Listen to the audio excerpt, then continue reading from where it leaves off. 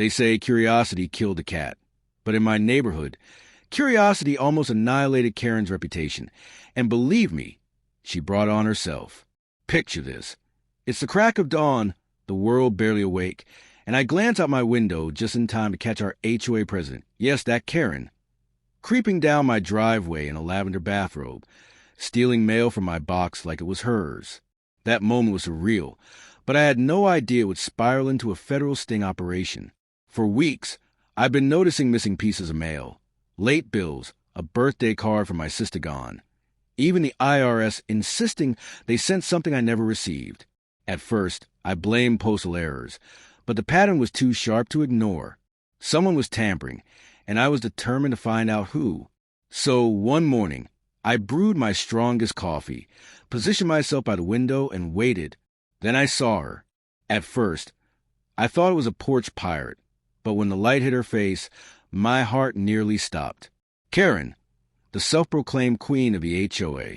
She strutted down like she owned the place, robe tied tight, slippers brushing the concrete, opened my mailbox, and sifted through my mail like it was routine. I nearly dropped my mug. The woman who preached integrity and slapped neighbors with violation notices without blinking was a thief. I want to confront her, but I held back. If she was bold enough to do it once, she'd do it again, and who knew how many others she'd targeted. The next day at the HOA meeting, I casually mentioned my missing mail. Karen didn't even flinch. She just laughed softly and said, "Oh, you know how unreliable the post office can be," tilting her head so her pearl earrings swung like punctuation marks on her arrogance. That laugh told me everything. I wasn't crazy, and she wasn't innocent. This wasn't just neighborhood drama anymore. Mail theft is a federal crime, punishable by prison time. If Karen thought her HOA title gave her immunity, she was about to get a rude awakening. So I skipped the shouting match and went straight to the experts. The United States Postal Inspection Service. Most people don't even know they exist, but they're the oldest federal law enforcement agency in the country, and they treat mail theft dead seriously. When I explained my situation, they didn't shrug it off. They asked questions, took notes, and then Inspector Lopez said, "If what you're saying is true, we're looking at a violation of Title 18, Section 1708. That's 5 years in prison. If you're willing, we can run a controlled delivery." I didn't hesitate. The plan was genius. A decoy letter fitted with a hidden GPS tracker, disguised as ordinary mail. The next morning, I placed it in my box like usual and waited, nerves shot, hands clenching my coffee so hard I thought the mug might crack. Across the street, an unmarked sedan with tinted windows idled quietly. The inspectors were ready. Right on cue, just after sunrise, Karen appeared. Same lavender robe, same smug stride.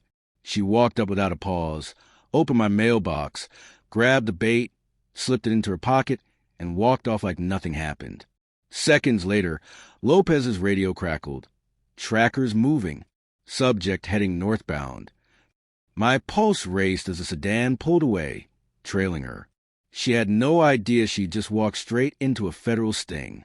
By the time she reached her house, law enforcement had already coordinated. They waited for confirmation she opened the decoy, and when the signal came, they rolled out. Lights flashing, they pulled up to her driveway as Karen stepped onto her porch holding the envelope like a prize. Lopez approached, badge out, and said, "Ma'am, you're under arrest for mail theft. Place your hands where I can see them." The look on her face was priceless, not embarrassed, but stunned, like she truly believed her HOA status made her untouchable. Neighbors poured out. Phones recording as a queen of the cul-de-sac got cuffed in broad daylight. The aftermath? Karen was indicted on multiple counts of mail theft. The HOA threw her out unanimously, and the woman who once strutted to the neighborhood like royalty became the ultimate cautionary tale. People whispered, some laughed, others shook their heads. As for me, I didn't care about the stolen letters anymore. What mattered was that justice, real justice, had finally arrived. Because when you mess with someone's mailbox, you're not just breaking neighborhood rules. You're breaking federal law. And the feds don't play.